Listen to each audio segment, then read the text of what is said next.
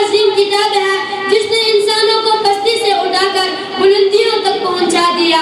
قرآن وہ عظیم کتاب ہے جس نے انسانوں کو تحت الثری سے اٹھا کر بام عروج تک پہنچا دیا۔ قرآن وہ عظیم کتاب ہے جس کے بارے میں رب کائنات کا ارشاد ہے ذالک الکتاب لا ریب فیہ۔ قرآن وہ عظیم کتاب ہے جس کے بارے میں احکم الحاکمین کا ارشاد ہے لا یمسہ الا المطہرون۔ ونصلی علی رسولہ الکریم۔ اما بعد فاعوذ باللہ من الشیطان الرجیم۔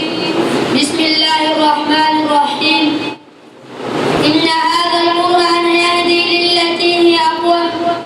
قال النبي صلی اللہ علیہ وسلم خیرکم من تعلم القرآن وعلمه۔ صدق اللہ العظیم۔ میرے معزز اور محترم سامعین، السلام علیکم ورحمۃ اللہ وبرکاتہ۔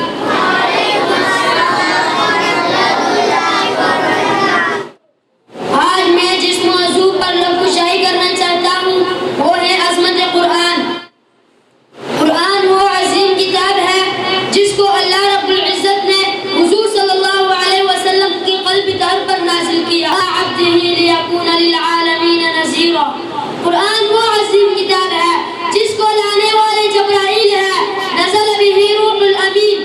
قرآن وہ عظیم کتاب ہے جس کو رمضان المبارک کے مقدس مہینے میں نازل کیا، شہر رمضان الذی انزل فیہ القرآن۔ قرآن وہ عظیم کتاب ہے جس کو لیلۃ القدر میں نازل کیا، انا انزلناہ فی لیلۃ القدر۔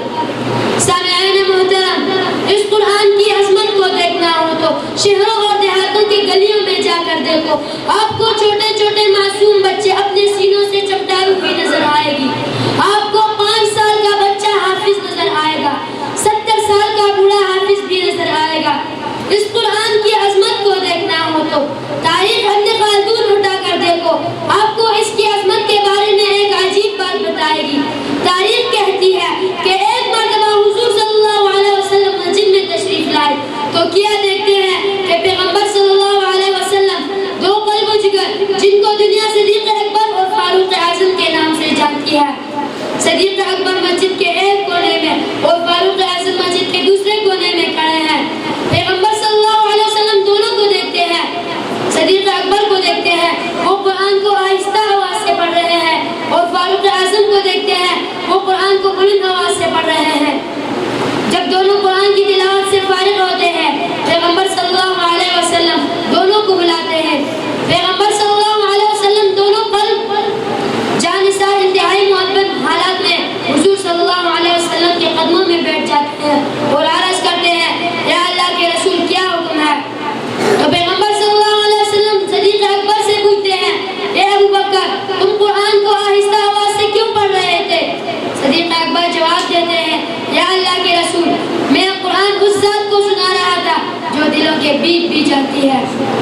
پیغمبر صلی اللہ علیہ وسلم فاروق اعظم سے پوچھتے ہیں یہ فاروق تم قرآن کو بلند آواز سے کیوں پڑھ رہے